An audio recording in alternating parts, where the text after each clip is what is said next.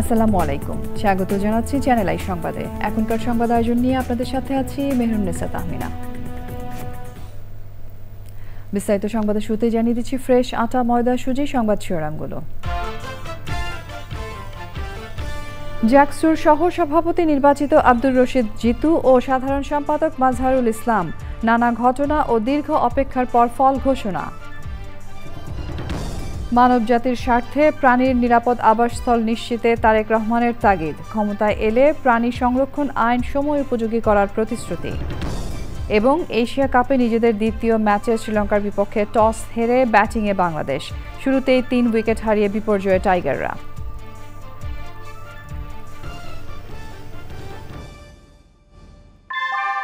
ভূমিকম্প সহনীয় most durable দেশের প্রথম থার্মেক্স রড সালাম স্টিল। সালাম স্টিল বোঝে ডিউরেবিলিটি। সালাম স্টিল, মোস্ট ডিউরেবল স্টিল। সংবাদ শিরোনামগুলো জানাচ্ছিলাম। এখনকার এই সংবাদ আয়োজন একই সঙ্গে চ্যানেল আই এর ইউটিউব চ্যানেলে এবং চ্যানেল আই এর ওটিটি প্ল্যাটফর্ম আই স্ক্রিনে লাইভ স্ট্রিম হচ্ছে। এবার যাচ্ছে বিস্তারিত প্রসঙ্গে। ঢাকা বিশ্ববিদ্যালয়ের পর জাহাঙ্গীরনগর বিশ্ববিদ্যালয়ের ছাত্র সংসদের নেতৃত্বেও শিবিরের বিজয় হয়েছে।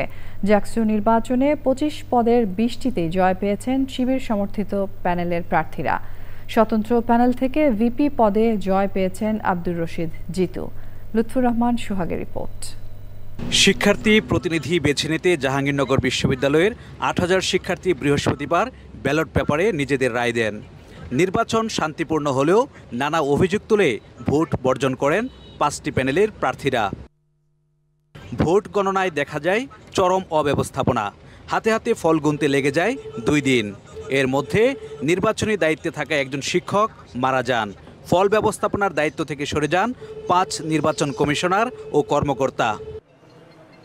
শনিবার সন্ধ্যায় শেষ হয় ফল পাওয়ার অপেক্ষা। তাতে বড় জয় পায় শিবির সমর্থিত প্যানেল।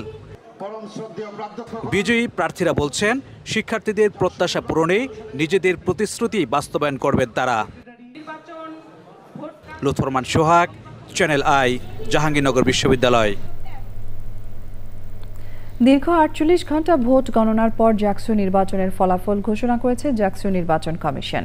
ভিপি নির্বাচিত হয়েছেন আব্দুর রশিদ জিতু আর জিএস হয়েছেন মোহাম্মদ মাজহারুল ইসলাম। প্রতিক্রিয়ায় আব্দুর রশিদ জিতু বলেছেন, দলীয় লেজুরভিত্তিক রাজনীতির কুপ্রভাব থেকে জাহাঙ্গীরনগরের শিক্ষার্থীদের বের করে আনতে চান তিনি। অন্যদিকে জিএস মাজহারুল ইসলাম বলেছেন, শিক্ষার্থীদের সঙ্গে নিয়ে জুলাইয়ের আকাঙ্ক্ষা বাস্তবায়ন করে 1 বছর পর পরবর্তী জাকসু নির্বাচন আয়োজনের প্রতিশ্রুতি দিয়েছেন তিনি।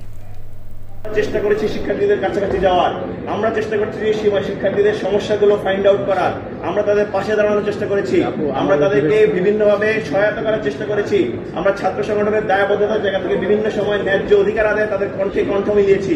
আমরা আশা রাখছি আজ আমাদেরকে যে আমানত, আমাদেরকে এই 20 জনের প্যানেলের 20 জনের মধ্যে 25 জনের মধ্যে 20 জনকে নির্বাচিত করার দ্বারা শিক্ষার্থীরা, জাহাঙ্গীরনগর বিশ্ববিদ্যালয়ের শিক্ষার্থীরা আমাদের উপর যে আমানতের ভার দিয়েছে, আমরা আগামী 1 বছর সে আমানতের ভার যথাযথভাবে রক্ষা করব ইনশাআল্লাহ। রাজশাহী বিশ্ববিদ্যালয়ের ছাত্রদল, রাকসু ফর রেডিক্যাল চেঞ্জ ও সর্বজনীন শিক্ষার্থী জোটের পক্ষ থেকে অবাধ, সুষ্ঠু ও গ্রহণযোগ্য রাকসু নির্বাচন বাস্তবায়নে সমন্বিত 2টি প্যানেলের যৌথ সংবাদ সম্মেলন হয়েছে। রাজশাহী বিশ্ববিদ্যালয়ের পরিবহন মার্কেটের সংবাদ সম্মেলনে আগামী 25শে সেপ্টেম্বর অবাধ, সুষ্ঠু ও গ্রহণযোগ্য রাকসু নির্বাচনের জন্য সমন্বিত কয়েকটি প্যানেলের ঐকমত্য প্রস্তাব পেশ করা হয়। সংবাদ সম্মেলন থেকে 12টি দাবি উত্থাপন করেন রাকসু ফর রেডিক্যাল চেঞ্জ প্যানেলের ভিপি প্রার্থী মেহেদি মারুফ। দাবিগুলোর মধ্যে রয়েছে স্বচ্ছ ব্যালট বক্সের ব্যবস্থা করা, ভোট গ্রহণের শুরুতে সাংবাদিক এবং প্রার্থীর এজেন্টদের সামনে ব্যালট বক্স উন্মোচন, ভোটারদের আঙ্গুলে উচ্চ মানসম্পন্ন অমোচনীয় কালির ব্যবস্থা করা, একদিনের মধ্যে ছবিসহ ভোটার তালিকা প্রকাশ করা। সংবাদ সম্মেলনে ছিলেন ছাত্রদল, রাকসু ফর রেডিক্যাল চেঞ্জ ও সর্বজনীন শিক্ষার্থী জোটের শিক্ষার্থীরা। অন্যদিকে ছাত্রদলের সাংগঠনিক সম্পাদক মিঠু মনোনয়নপত্র প্রত্যাহার করে সংবাদ সম্মেলন করেন। আমরা দেখতে পাচ্ছি যে যার টাকা যার ছাত্র সংসদ তার, এইরকম ছাত্র সংসদ কখনো হতে পারে না।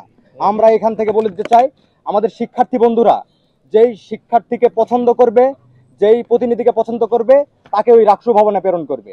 কিন্তু আমরা দেখতে পাচ্ছি টাকার বিনিময়ে শিক্ষার্থীদের মধ্যে অনুচিত প্রভাব তৈরি করার যে চেষ্টা চলছে, এই চেষ্টার আমরা তীব্র নিন্দা ও প্রতিবাদ জানাচ্ছি। আজকে আমাদের আপনারা জানেন যে ক্যান্ডিডেট প্রত্যাহারের লাস্ট দিন ছিল এবং সময় ছিল আজকে 5টা পর্যন্ত। আমাদের সময় শেষ হয়ে গেছে এবং আমরা আমাদের অফিসে রাকসু থেকে 11টি এবং সিনেট থেকে 3টে, মোট 14টি মনোনয়ন প্রত্যাহার করা হয়েছে। বিএনপির ভারপ্রাপ্ত চেয়ারম্যান তারেক রহমান বলেছেন, মানুষ হিসেবে অধিকার প্রতিষ্ঠা করতে পারলে কেবল সব প্রাণীর অধিকার নিশ্চিত করা সম্ভব হবে। বাংলাদেশ অ্যানিম্যাল ওয়েলফেয়ার অ্যাসোসিয়েশন আয়োজিত প্রাণী ও প্রাণীর মিলন মেলায় ভার্চুয়ালি যোগ দিয়ে তিনি বলেন, মানবজাতি নিজেদের নিরাপত্তার স্বার্থেই প্রাণীদের নিরাপদ আবাসস্থল নিশ্চিত করা জরুরি। সাদি মাহমুদের রিপোর্ট। দেশ হোক সকল প্রাণীর নিরাপদ আবাসস্থল, এই স্লোগানে রাজধানীর চিন্মৈত্রী সম্মেলন কেন্দ্রে দিনব্যাপী প্রাণী ও প্রাণের মিলন মেলা আয়োজনে অংশ নেন দেশের বিভিন্ন প্রান্তের প্রাণীপ্রেমীরা। অনুষ্ঠানে ভার্চুয়ালি যোগ দেন বিএনপির ভারপ্রাপ্ত চেয়ারম্যান তারেক রহমান। মানবজাতির নিজেদের স্বার্থেই সব প্রাণীর নিরাপদ আবাসস্থল নিশ্চিত করার তাগিদ দেন তিনি। মানুষ তার নিজের প্রয়োজনেই প্রাণীদের বাঁচিয়ে রাখা দরকার, প্রাণীদের আবাস অক্ষত রাখা দরকার। ইনশাআল্লাহ জনগণের রায় বিএনপি রাষ্ট্র পরিচালনার সুযোগ পেলে পশু পাখি, বন্য প্রাণী তথা বাস্তুতন্ত্রের নিরাপত্তার জন্য এই আইনগুলোকে আমরা ইনশাআল্লাহ সময় উপযোগী করব। এই আইনের অনেকগুলোর পরিবর্ধন প্রয়োজন আছে, সেগুলোকে ইনশাআল্লাহ আমরা করব। দেশে দীর্ঘদিন গণতন্ত্র না থাকায় অনেকের মধ্যে অসহিষ্ণুতা জন্ম নিয়েছে বলে উল্লেখ করেন তারেক রহমান। সকল গণতান্ত্রিক রাজনৈতিক অধিকার হারানোর কারণে আমাদের অনেকের মনে হয়তো এক ধরনের অসহিষ্ণুতার জন্ম নিয়েছে। এই অসহিষ্ণুতা কাটিয়ে একজন মানবিক মানুষ হয়ে ওঠার জন্য মনুষ্যত্ব অর্জন আর পশুত্ব বর্জনই হোক আমাদের অঙ্গীকার। আমি বিশ্বাস করি মানুষ হিসাবে আমরা রাষ্ট্র এবং সমাজে নিজেদের অধিকার নিশ্চিত করতে পারলে অন্য সকল প্রাণীর অধিকার সংরক্ষণের ব্যাপারেও আমরা আরো সতর্ক এবং যত্নবান থাকব। জীববৈচিত্র্য রক্ষায় আইনের চাইতেও নাগরিকের সচেতনতা জরুরি বলে উল্লেখ করেন বিএনপির ভারপ্রাপ্ত চেয়ারম্যান তারেক রহমান। সাদি মাহমুদ, চ্যানেল আই, ঢাকা। গণমাধ্যমে নিয়োগের ক্ষেত্রে স্বজনপ্রীতির ঊর্ধ্বে থাকার আহ্বান জানিয়েছেন সংশ্লিষ্টরা। পাশাপাশি যারা ওয়েজ বোর্ড মানবেন কেবল তাদেরই লাইসেন্স দেওয়া উচিত বলে মনে করেন তারা। রাজধানীতে এক আলোচনায় গণমাধ্যম কর্মীদের সর্বনিম্ন বেতন ৩৫,০০০ টাকা করার পক্ষে মত দিয়েছেন বক্তাদের অনেকে। মিথিলা নাজরিনের রিপোর্ট। গণমাধ্যম সংস্কার কমিশনের সুপারিশ পর্যালোচনা ও করণীয় বিষয়ে রাজধানীতে গোলটেবিল আলোচনা। উঠে আসে সাংবাদিকদের সুরক্ষা নীতিমালা, সর্বনিম্ন বেতন কাঠামো ও নিয়োগ সহ সার্বিক বিষয়। বেশ কিছু অসঙ্গতি আপনারা এখানে রেখে দিয়েছেন। এই অসঙ্গতিগুলোর কারণে সাংবাদিকরা ক্ষতিগ্রস্ত হয়। ৫ আগস্টের পর কি ঘুষ খাওয়া বন্ধ হয়েছে? হয়নি। চেয়ার টেবিল পর্যন্ত ঘুষ খাচ্ছে, আপনি কাকে কি বলবেন? বেতন ভাতার পাশাপাশি ঝুঁকিপূর্ণ অ্যাসাইনমেন্টে কর্মীর সুরক্ষা নিশ্চিত না করলে তার দায় কর্তৃপক্ষকে নিতে হবে বলে আলোচনায় তুলে ধরা হয়। আপনি ওনার হিসাবে, মালিক হিসাবে আপনি একটা টিভি স্টেশন চালাচ্ছেন, তা দিয়ে আপনি আপনার বিজনেসের প্রভূত উন্নত করছেন, আর আমার জার্নালিস্ট ভাইটার আপনি একটা বেস্ট আপনি ৩,০০০ টাকা লাগে, ১০,০০০ টাকা লাগে, আপনি এটা কিনতে পারেন না। আর যদি সেফটি ইকুইপমেন্ট ছাড়া কোনো সাংবাদিক যান, তার যত রকমের আহত নিহত হওয়ার লায়াবিলিটি মালিকরা এটার এবং এমন একটা সাংবাদিক সুরক্ষা আইনের মধ্যে একটা ক্লজ থাকতে হবে যে সাংবাদিক এই সমস্ত ক্ষেত্রে যেই সাংবাদিক মারা গেলেন সেই সাংবাদিকের ফ্যামিলি ওই মালিককে কেস করতে হবে।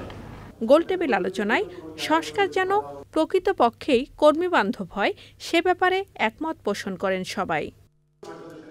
Mithila Nazneen, channel I, Dhaka. এবারের প্রসঙ্গ এশিয়া কাপ।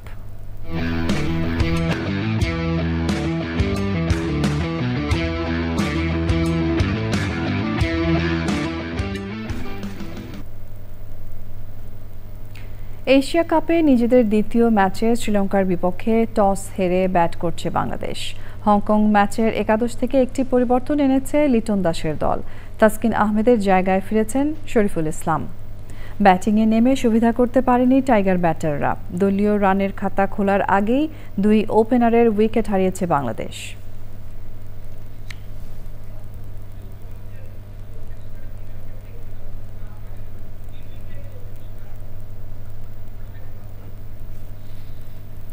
শেষ খবরে বাংলাদেশের স্কোর 3 উইকেটে 34 রান। সংবাদের এ পর্যায়ে আমরা নিচ্ছি একটা বিরতি এবং বিরতির পর্যায়ে থাকছে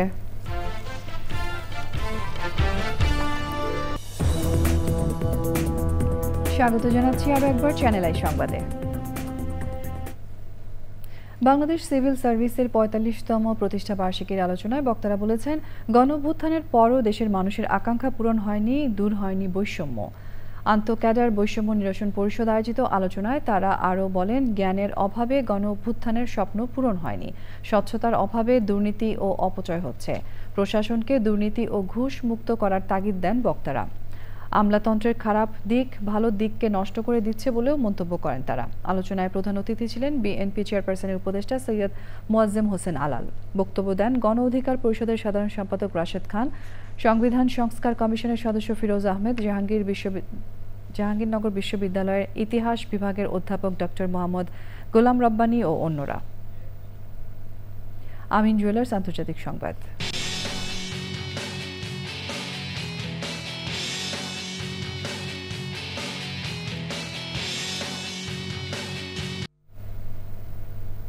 পাকিস্তান সামরিক বাহিনীর একটি গাড়ি বহরে বন্দুক হামলা ও সংঘর্ষে কমপক্ষে ২৫ জন নিহত হয়েছেন। শনিবার আফগানিস্তানের সীমান্তবর্তী সাউথ ওয়াজিরিস্তানের পাহাড়ি বদর এলাকায় সেনাবাহিনীর ওপর বন্দুক হামলা হয়। পরে সংঘর্ষে ১২ সেনা ও ১৩ হামলাকারী নিহত হয়েছেন। পাকিস্তানি তালেবান হামলার দায় স্বীকার করেছে। সেনাদের কাছ থেকে বিপুল অস্ত্রশস্ত্র ও ড্রোন নেয়ারও দাবি করেছে তারা। ইসলামাবাদের অভিযোগ, ভারতের সহায়তায় আফগান তালেবানরাই পাকিস্তান তালেবানকে আশ্রয় দিচ্ছে, তবে নয়াদিল্লি ও কাবুল দুই পক্ষই এই অভিযোগ অস্বীকার করেছে। এবারে রয়েছে কৃষি সংবাদ।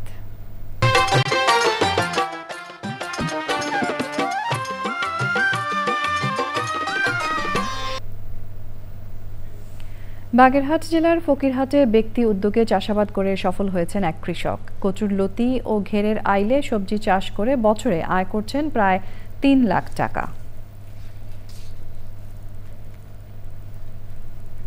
প্রকৃতি সংবাদ।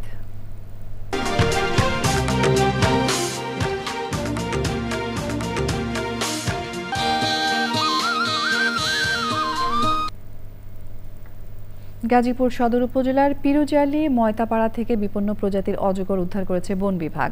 অজগরটি রাজেন্দ্রপুর ভাওয়াল জাতীয় উদ্যানে অবমুক্ত করা হয়। খাদ্যের সন্ধানে অজগরটি লোকালয়ে এসেছিল বলে ধারণা করছে বন বিভাগ। ভাওয়াল রেঞ্জ কর্মকর্তা শহীদুল ইসলাম জানান, বসতবাড়িতে অজগর সাপটি পাওয়ার খবর পেয়ে দ্রুত ঘটনাস্থলে পৌঁছান বন বিভাগের কর্মীরা। পরে সাপটিকে উদ্ধার করে নিরাপদ পরিবেশে অবমুক্ত করা হয়।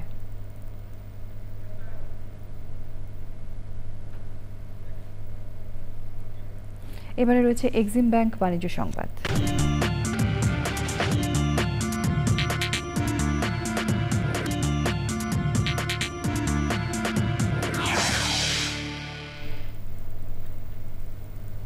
রাশিয়ার তেল ক্রেতাদের উপর শুল্ক আরোপ করতে G7 ও ইউকে আহ্বান জানিয়েছে যুক্তরাষ্ট্র। G7ভুক্ত দেশগুলোর অর্থমন্ত্রীদের এক বৈঠকে রাশিয়ার ওপর নতুন নিষেধাজ্ঞা ও যুদ্ধে রাশিয়াকে সহায়তাকারী দেশগুলোর উপর শুল্ক আরোপ নিয়ে আলোচনা হয়েছে। বৈঠকে সভাপতিত্ব করেন কানাডার অর্থমন্ত্রী ফ্রাঁসোয়া ফিলিপ শ্যাম্পেইন। মার্কিন অর্থমন্ত্রী স্কট বেসেন্ট রাশিয়ার তেল ক্রেতাদের উপর শুল্ক আরোপে মিত্রদের যুক্ত হওয়ার আহ্বান জানান। যুক্তরাষ্ট্র ও ইউকে চীন ও ভারতের পণ্যে শুল্ক বাড়ানোরও প্রস্তাব দিয়েছে যুক্তরাষ্ট্র। সম্প্রতি ভারতের পণ্যে মোট ৫০% শুল্ক আরোপ করেছে মার্কিন প্রেসিডেন্ট ডোনাল্ড ট্রাম্প। সংবাদের এ পর্যায়ে নিচ্ছে আরও একটা বিরতি এবং বিরতির পর খেলা। এরই সঙ্গে সংবাদের শেষ ভাগে আমরা তবে যাবার আগে ফ্রেশ আটা, ময়দা, সুজি সংবাদ শিরোনামগুলো জানিয়ে দিচ্ছি আরও একবার। জাকসুর সহ সভাপতি নির্বাচিত আব্দুর রশিদ জিতু ও সাধারণ সম্পাদক মাজহারুল ইসলাম। নানা ঘটনা ও দীর্ঘ অপেক্ষার পর ফল ঘোষণা। মানবজাতির স্বার্থে প্রাণীর নিরাপদ আবাসস্থল নিশ্চিতে তারেক রহমানের তাগিদ। ক্ষমতায় এলে প্রাণী সংরক্ষণ আইন সময় উপযোগী করার প্রতিশ্রুতি। এবং এশিয়া কাপে নিজেদের দ্বিতীয় ম্যাচে শ্রীলঙ্কার বিপক্ষে টস হেরে ব্যাটিংয়ে বাংলাদেশ। শুরুতেই ৩ উইকেট হারিয়ে বিপর্যয়ে টাইগাররা।